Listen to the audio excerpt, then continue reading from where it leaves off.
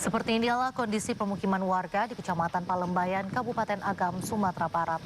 Sejauh mata memandang, ratusan rumah warga kini rata dengan tanah. Puluhan kendaraan juga hancur dan rusak akibat diterjang banjir dahsyat. Petugas masih berupaya mencari puluhan warga yang hilang.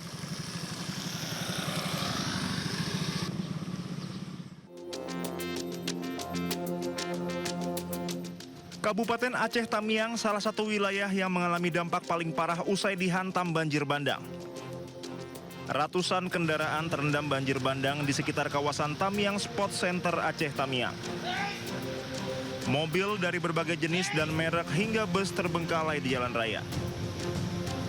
Para pengendara yang terjebak di lokasi tersebut awalnya berupaya menyelamatkan diri karena menganggap kawasan Tamiang Sport Center lebih tinggi dan aman dari terjangan banjir.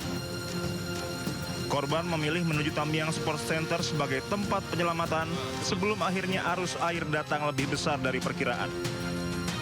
Sebelumnya banjir bandang yang melanda Aceh Tamiang kembali menjadi perhatian nasional setelah muncul laporan sejumlah desa di wilayah tersebut lenyap tersapu derasnya arus.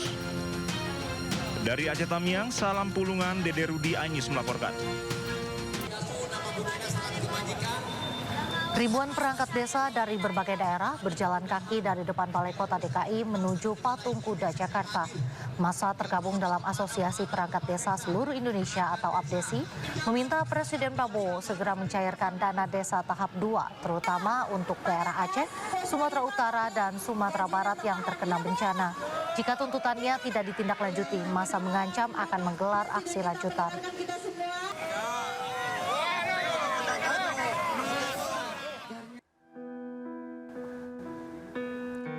Data sementara yang kami himpun dari laman geoportal Data Bencana Indonesia BNPB hingga pukul 4 sore tadi, total 961 orang meninggal dunia akibat banjir dan longsor di 3 provinsi di Pulau Sumatera. Sementara itu sekitar 5.000 orang terluka dan 234 orang lainnya dilaporkan hilang. Korban jiwa paling banyak ada di Kabupaten Agam, Sumatera Barat, yakni 179 orang, dan Aceh Utara 138 orang. Bencana yang terjadi di 52 kabupaten di Pulau Sumatera membuat lebih dari 150.000 rumah warga hancur.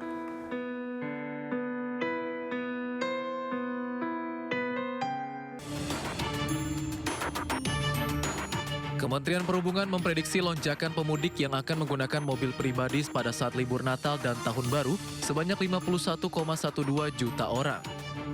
Menteri Perhubungan Budi Purwagadi mengatakan ada 10 ruas tol dengan potensi kepadatan tertinggi pada saat libur Nataru, terutama di kawasan Bandung, Cikampek, dan Bogor.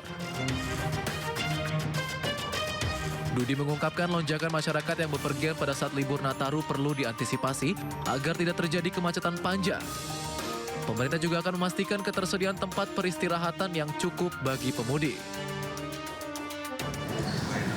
Di Jawa nanti juga curah hujan, kalau saya disampaikan tadi cukup tinggi, jadi kita juga harus memperhatikan wilayah-wilayah yang kemungkinan akan terjadi curah hujan yang cukup tinggi, dan kita akan mengingatkan kepada para pengguna sarana transportasi, seluruh sarana transportasi, baik darat, laut, dan udara, begitu juga kepada operator untuk selalu memperhatikan kondisi cuaca. Kemenhub memprediksi puncak perjalanan diprediksi pada 24 Desember 2025 dan puncak pulang arus libur Nataru pada 2 Januari 2026.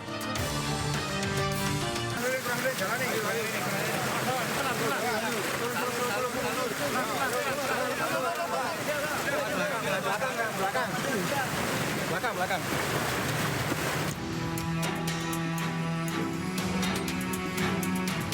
Petugas bersama sejumlah relawan mengevakuasi Rasmiati, lansia berusia 83 tahun warga Dusun Sumber Langsep, Lumajang, Jawa Timur.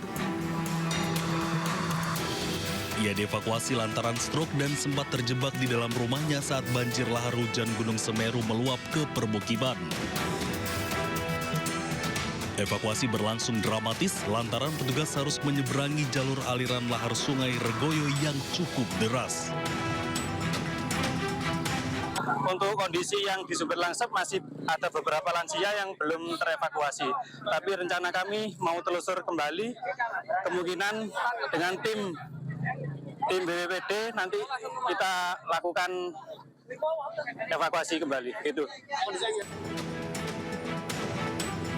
Sementara menurut keterangan warga, masih banyak yang terjebak di sekitar wilayah banjir menunggu untuk dievakuasi oleh petugas.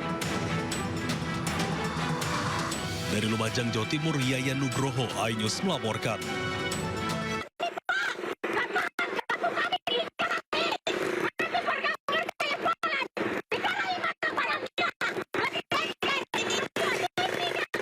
Puluhan emak-emak di kawasan Belawan Bahari, Kota Medan, Sumatera Utara memblokir jalan menuju Pelabuhan Belawan. Habis dijarai semua barang-barang. Tak sampai di situ, emak-emak ini juga menaiki angkutan kota dan menggeruduk Polres Pelabuhan Belawan. Mama bersama warga lainnya resah karena permukiman mereka hampir setiap malam diserang sekelompok pemuda yang terlibat tawuran. Bahkan saat tawuran terjadi, pemuda menyerang permukiman warga, merusak rumah warga hingga melakukan aksi penjarahan hingga kehilangan uang jutaan rupiah. Tawuran. Jadi kami warga di sini sangat resah. Kami mohonlah berilah bantuan untuk pengaman.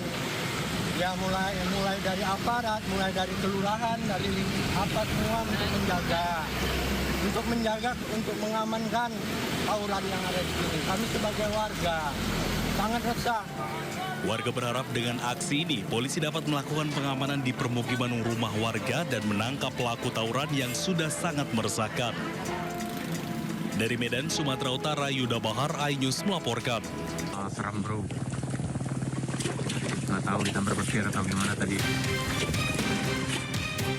Kapal motor yang ditumpangi seorang nelayan dan anaknya warga Sungai Liat, Kabupaten Bangka, Provinsi Bangka Belitung terbakar dan nyaris karam.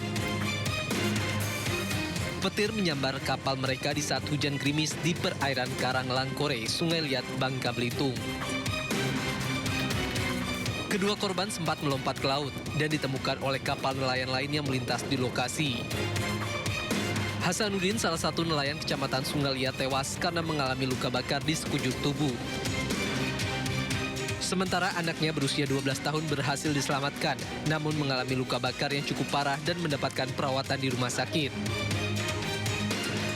Diketahui Hasanuddin berangkat dengan anaknya untuk pergi memancing pada 6 Desember dini hari. Namun saat tengah memancing, cuaca di perairan Karang Langkore, Sungai Liat memburuk dengan petir yang menyambar. Dari Kabupaten Bangka, Bangka Belitung, Muhammad Maulana, iNews melaporkan.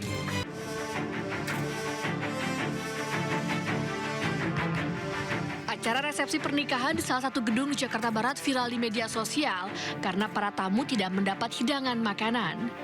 Meski acara tetap berlangsung, namun meja konsumsi nampak kosong karena pihak wedding organizer berinisial AP diduga mangkir. Tak lama berselang, puluhan korban AP wedding organizer langsung menggerebek rumah pemilik WO di kawasan Cipayung, Jakarta Timur. Bahkan warga memboyong pemilik WO ke kantor polisi. Nah, makanya itu kemarin benar-benar yang waktu bermasalah dengan masalah catering itu memang baru sekali Mas untuk masalah catering.